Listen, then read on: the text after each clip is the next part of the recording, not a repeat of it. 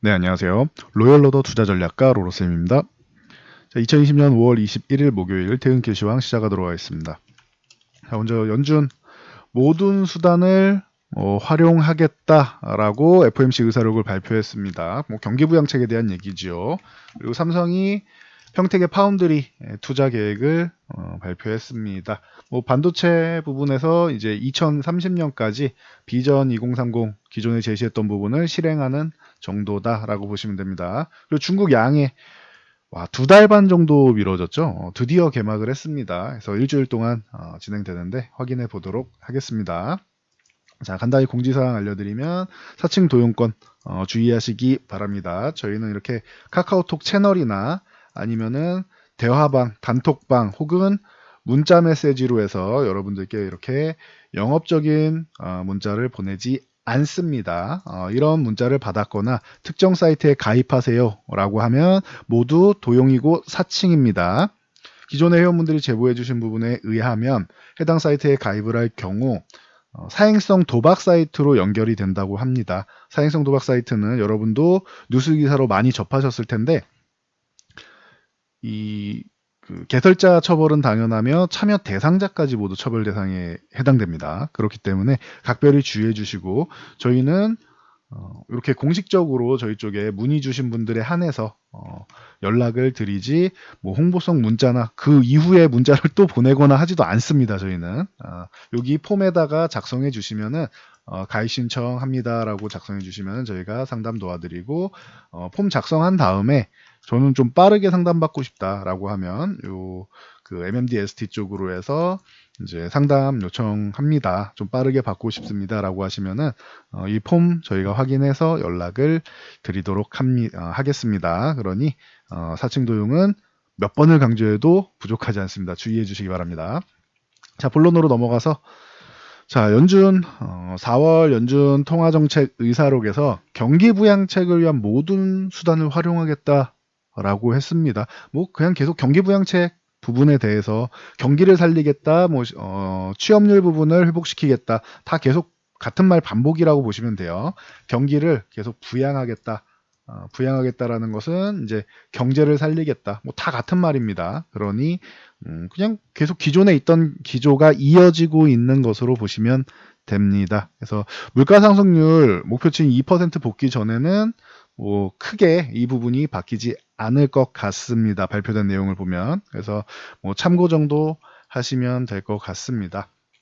그래서 다우지수 같은 경우 1일비 수준이죠. 그래서 24,000포인트 돌파한 다음에 모더나 이슈도 있고 해서 하루는 기대감, 하루는 실망감 크게 신경 쓰지 않아도 된다라고 말씀드렸습니다. 제가 어제 말씀드렸죠. 24,600 기존 고점 부근을 돌파하는지 이 부분이 중요하다. 이걸 넘어가면 25,500 쪽으로 갈 것이고 아니면은 24,000 부근에 21선 올라오는 거 기다리면서 지지력 테스트 받으면서 조금 쉬어가는 흐름 보일 수 있다라고 말씀드렸습니다. 그러니 그냥 포인트는 이거예요. 24,600을 돌파하느냐 못하느냐라고 보시면 됩니다. 미국은 현재 코로나가 진행 중인 상황이기 때문에 우리나라보다는 조금 주가가 느리다라는 거 여러분들이 알고 계셔야 돼요. 그래서 우리나라가 좀 더 강한 겁니다. 미국보다는. 나스닥 같은 경우는 대신 좀 강하다라고 말씀드렸죠. 우리나라도 언택트 관련주 기술주들 좋은 모습 보이고 있는데 그 분야가 이제 나스닥 쪽으로 강세로 해서 표현이 되는 것입니다. 그래서 지금 나스닥 같은 경우 9,400까지는 어렵지 않을 것이다라고 말씀을 드렸는데 바로 9,400 부근까지 올라왔습니다. 이 구간을 돌파하느냐 못하느냐 이 정도 차이가 될 것 같습니다. 나스닥도 정말 강하죠. 지금 보시면은 거의 큰 조정 없이 한 차례 올라온 다음에 여기서 한 차례 그리고 살짝 여기는 횡보 정도로 볼 수 있죠. 올라간 다음에 또 횡보로 볼 수 있죠. 계속 나스닥은 상승 흐름을 멈추지 않고 있습니다. 그래서 11선과 21선 사이 21선 부근 쪽만 오면은 한 차례 조정받고 그 다음에 21선 부근 아예 지지력 테스트를 21선까지 가지도 않아요. 그리고 최근에 한 차례 21선까지 내려왔었고 이 정도 수준입니다. 그러면은 굉장히 강한 겁니다. 물론 우리에게는 나스닥보다 더 강한 코스닥이 있는데 잠시 후에 살펴보고요. 자, 환율 동향 보면은 1230원 정도로 오늘 소폭 강보합권 유지해줬다라고 볼 수 있습니다. 일단 21선 요구간 이탈해서 61선까지는 내려가줘야 된다. 그럼 금액이 어떻게 되느냐? 가격권이 1200 20원, 달러당 1220원, 요 구간을 이탈해줘야지 1차적으로 안심할 수 있고, 그리고 최종적으로 안심, 이거는 코로나가 어느 정도 이제 종식되는 수준의 가능성이 높아졌다 정도가 나오면 1190원 이하로 내려갈 텐데, 그러면은 여러분들이 이제는 시장에 대한 우려감을 떨쳐버리셔도 된다라고 말씀드렸습니다. 이건 환투기 세력과 관련된 부분이다라고도 설명드렸습니다.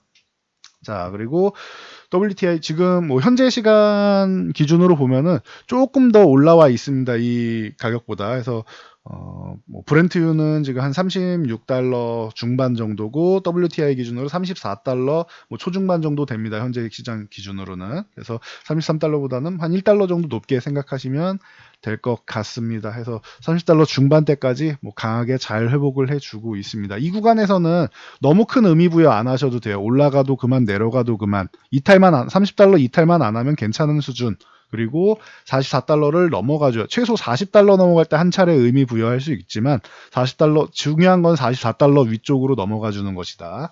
정도로 보시면 됩니다. 지금 요 정도는 안정권 들어가기 전에 중간 단계 정도로 보시면 될 것 같습니다.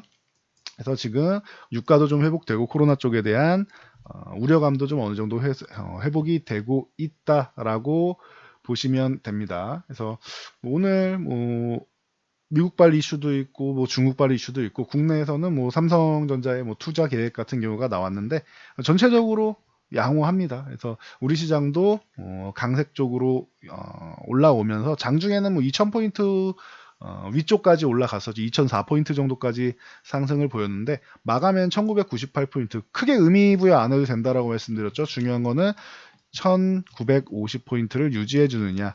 이 구간이고 이것을 유지해 주는데 좋은 것은 지지력 테스트를 받는 것도 있지만 차라리 한 차례 위쪽으로 상승하면은 조정이 나와도 1950 위에서 조정, 뭐 1970이든 80이든 위쪽에서 조정을 받기 때문에 이 한 차례 위쪽으로 올라가는 게 중요하다라고 했는데 지금 그 움직임을 만들어는 주고 있습니다. 내일이랑 뭐 다음 주 해서 조정받기 전에 위쪽으로 한 번만 더 올라가 주면은 굉장히 안정적일 텐데 이거는 좀 지켜봐야 될 것 같습니다. 시장이 위든 아래든 지금 어느 방향이나 다 나올 수 있는 구간이기 때문에 중간 정도까지는 올라와 있죠. 이것만 해도 코스피도 굉장히 잘해줬다라고 볼 수 있습니다. 수급 동향 같은 경우 자, 외국인들이 장중에는 매도를 크게 하지 않는 정도 수준이었는데 마감쯤 해가지고 매수로 좀 돌아섰습니다. 수급 동향 외국인들 크게 달라졌고 개인 투자자들이 2000포인트만 가면 기존에는 매도가 나옵니다라고 말씀드렸는데 만약에 이번에 좀 움직임이 다르게 매수가 들어오거나 혹은 매도가 나오지 않는 수준만 돼도 개인 투자자들이 스마트해졌구나라고 생각하시면 돼요. 뭐 특이하게 해서 너무 의미 부여를 하실 필요는 없어요.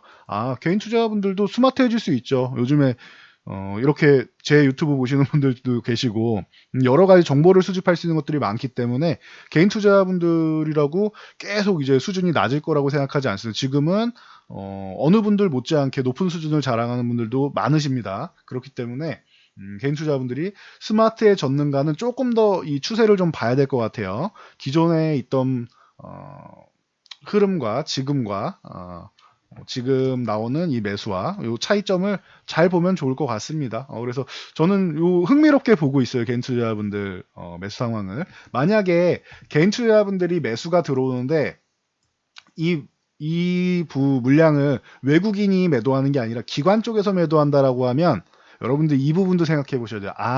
개인 투자분들이 저점에서도 그렇고 지금도 그렇고 기관 투자자 쪽에서 자금을 다시 환급을 받아서 뭐 펀드나 여러 가지가 있죠. 환급을 받아서 직접 투자하는 개인 투자가 늘어나는구나라고도 판단하실 수 있습니다. 그런 이 부분 관전 포인트로 좀 재미있게 볼 수 있는 것 같습니다. 중간중간에 다시 한 번씩 언급을 드릴게요. 자, 코스닥 주식도 개인 매수 못지않게 외국인 매수가 들어왔습니다. 기관만 양대지수 기관만 매도한 상황이죠. 그나마 다행인 거는 연기금이 뭐 크게 매도하지 않았다는 것. 연기금이 최근에 매수 들어오다가 2000포인트 쪽으로 들어오니까 조금 잠깐 뭐 숨고르게 하면서 지켜보는 것 같습니다. 그래서 대신 매도가 나오지 않는 것만 해도 충분합니다. 연기금은 밑에서 담아놓고 눈치 보면 또 한번 담고 요걸 반복하고 있죠. 그래서 매도가 크게 나오지 않으면은 그러면은 괜찮다 정도로 보시면 됩니다. 자, 선물 옵션 수급 동향은 외국인들 선물 매수가 대량 매수가 쌓여 있어서 상승 포지션 쪽으로 갈 가능성이 높은데 이 부분은 코로나가 빠르게 종식될 가능성이 있다라고 하면은 그 부분에 외국인들이 좀 베팅하고 있지 않겠느냐. 거기에 플러스 알파로 선물 대량 매수한 이유 중에 외국인들이 주식을 매도할 수밖에 없는 입장이기 때문에 적은 비용으로 주식을 매수한 효과를 낼 수 있는 선물을 대량 매수를 해 놓은 것이다. 역대급으로 매수를 해 놓은 것이다. 라고 말씀을 드렸습니다. 이 부분에 대해서도 여러분들이 조금 이해를 하시면 좋을 것 같습니다. 코스피 주식보다는 선물이 적은 비용으로 매수하는 효과가 있기 때문에 선물 대량 매수가 지금 꼭 위쪽으로 급등이 나오지 않더라도 외국인들이 안정감을 줄 수 있는 것이다. 우리에게도 수급적으로 안정감을 주는 상황이 됩니다. 그러니 참고하시고요. 자, 옵션 동향 같은 경우도 콜옵션 매수는 위쪽으로 올라가야 좋은 거예요. 상승 포지션이고 풋옵션 매도는 아래로 내려가면 손실을 보기 때문에 내려가면 안 되는 거예요. 그럼 적어도 풋옵션 매도만 봐도 하락은 제한되겠구나라고 생각하시면 돼요. 밑으로 내려가 다시 올라와 줘야 되는 구조니까 이 수급이 유지될 경우에 그러면 적어도 내려가지는 않겠구나. 인버스는 아니구나 정도로 생각하시면 돼요. 과거에도 계속 말씀드렸죠. 이 구간에서 여러분들 인버스를 들고 계시면 안 됩니다. 이 구간 뭐 설명드리면서 누차 말씀드려서 풋옵션 대량 매도가 있을 때는 여러분들 인버스 갖고 가는 거 아니다. 만약에 추가 하락이 나오더라도 다시 회복이 된다. 그럼 조금이라도 하락이 나오면은 정리하는 게 맞다라고 말씀을 드렸습니다. 저는 그렇게 생각한다라고 말씀드렸고 시장은 그렇게 해서 계속 올라오고 있습니다. 그래서 지금도 저는 인버스를 살 구간은 아니다라고 말씀을 드립니다. 이 구간에서 조금 고려해 볼 수는 있다라고 말씀드렸어요. 그래서 뭐 짧게만 보지만 만약에 1950포인트를 돌파하면은 그 인버스는 제가 볼 때는 좋은 선택은 아니었다. 손실 보는 선택을 한 것이니. 그래서 저라면은 올라갈 가능성이 있기 때문에 인버스 하락 상품을 하락하면 수익 보는 상품을 살 바에는 저라면 그냥 현금을 들고 1950포인트가 돌파되면은 매수하거나 아니면 정말 원하시는 대로 하락이 나오면은 밑에서 매수를 하겠다. 차라리 현금을 들고 있겠다라고 말씀을 드렸었습니다.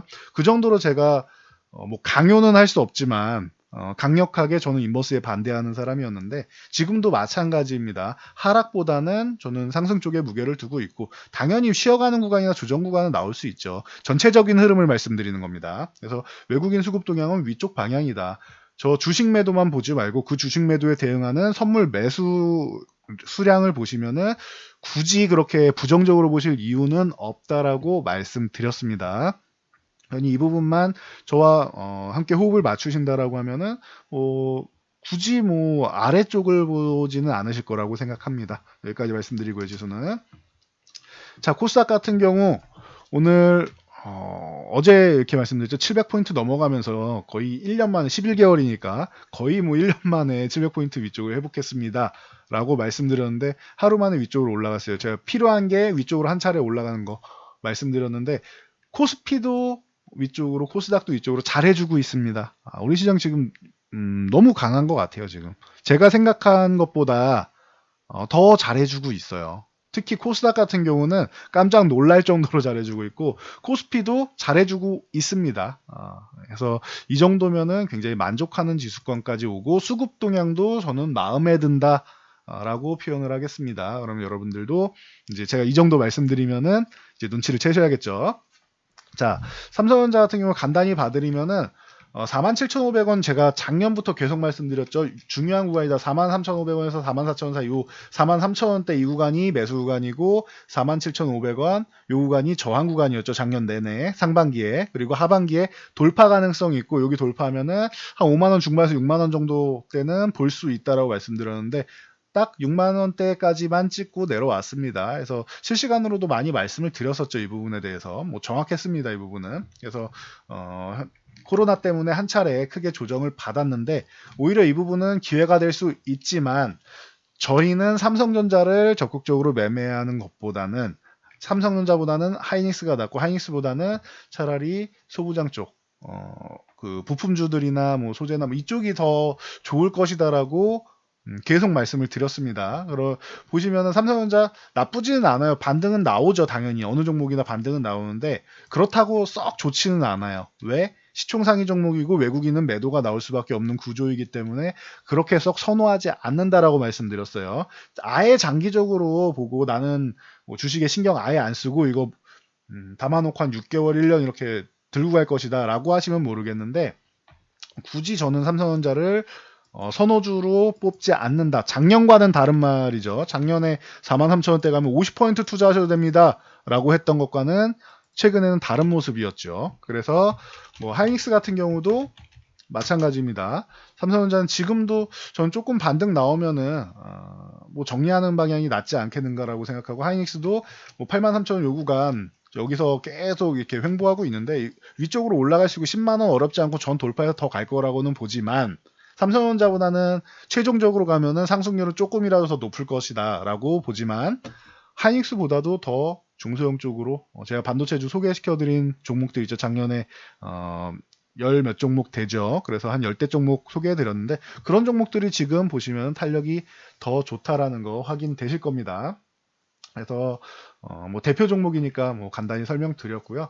그리고 뭐 삼성바이오로직스나 이 셀트리온 같은 이 바이오 종목 뭐 대장 쪽도 양호합니다. 지금 쭉쭉 해서 잘 올라오고 있지요. 그래서 삼성바이오로직스 이제 작년 뭐 하반기부터 해서 실적 개선이 나오고 있고, 그리고 자회사인 뭐 삼성바이오피스가 이제 턴어라운드 돼서 이제 흑자 전환되기 시작하고 있고, 셀트리온은 올해가 진짜 다시 한번 제2의 도약기가 되지 않을까라고 생각한다라고 말씀드렸습니다. 그래서 셀트리온 뭐 이 22만 원에서 22만 5천 원 저항 구간은 돌파되는 게 어렵지 않다고 보는데, 언제 돌파되냐 시간 차이고, 셀트리온 헬스케어가 저는 좋다라고 본다 이렇게 말씀을 드렸죠. 그래서 뭐 10만원대 가는 거 어렵지 않고 그 위쪽 넘어가는 것도 뭐 어렵지 않습니다. 기존에 뭐 분식회계 이슈나 뭐 여러 가지 이슈들 다 잘 넘겼고, 글로벌 제약사들이 직접 바이오시밀러 시장에 뛰어들면서 약가이나라라고 직접 뛰어들면서 경쟁을 하지만,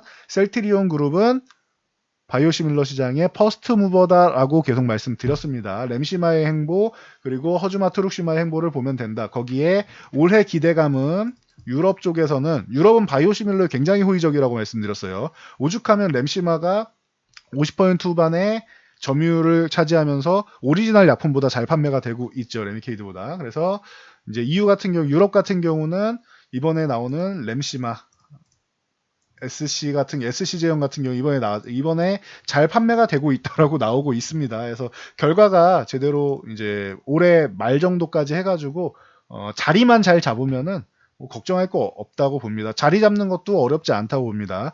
이 SC 제형, 그러니 여러분 우리 IV 그거를 이제 주사 링겔이라고 많이 표현하는, 평소에 이렇게 많이 하는 정맥 주사형이죠. 그래서 2시간 전후해서 놔야 되는 이 약물을 피하 주사제형으로 우리 주사기로 해서 놓으면은 한 10초면 되죠. 2시간짜리를. 그래서 좀 간편하게 할 수 있는 이 SC제형으로 그렇게 오리지널 약품을 갖고 있는 이제 존슨앤존슨이랑 뭐 해서 만들려고 했는데 계속 실패했는데, 이걸 셀트리온이 성공한 거죠. 오리지널 약품도 실패한 거예요. 그러니 이 시장에서는 셀트리온이 독보적으로 갈 수 있는 겁니다. 대기 수요가 있단 말이에요. 그래서 셀트리온 같은 경우는 충분히 뭐 가능성이 있다라고 말씀드렸고, 그 이후에 뭐 굉장한 모습을 보였죠. 헬스케어 저점 대비해서 지금 2배 이상 올라왔습니다. 그러니 뭐 가능성은 충분하다라는 부분을 이제 현실로 받아들이신 게 되고, 그리고 지금도 늦지 않았다고 보지만 주의하실 점은 바닥에서 2배 이상 올라왔다라고 말씀드렸습니다. 그럼 여러분들이 비중은 좀 낮게 가져가셔야 돼요. 이제는 주식은 싸게 사서 비싸게 파는 게 가장 쉬운 방법이고요.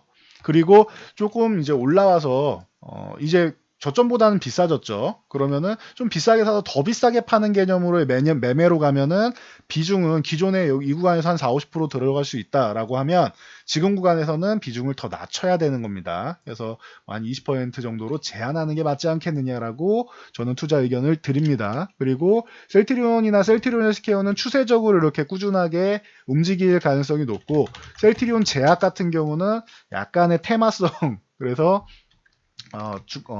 평소에는 좀 지루하지만 한번 뭐 이슈가 나오면 탄력은 좋을 것이다라고 기존에도 말씀드렸죠. 그래서 저희는 셀트리온 제약 쪽이 좀 더 괜찮지 않은가. 나머지 종목들이 안정적이기 때문에 뭐 셀트리온 그룹주 같은 경우는 이렇게 좀 재미를 볼 수 있는 종목들이 낫지 않은가라고 기존에도 말씀드렸었습니다. 그러니 여러분들이 이런 종목을 선택하실 때 내가 포트폴리오를 구성할 때 안정적인 종목이 굉장히 많고 비중이 높다라고 하면은 한두 종목 정도는 그룹 계열사 중에서 셀트리온 제약이 제가 표현하기로 이게 약간의 테마성이고 이런 거지 테마주가 아니죠. 그리고 셀트리온 제약이 지금 현재 시가총액 코스닥에서 시가총액 3위에 있습니다.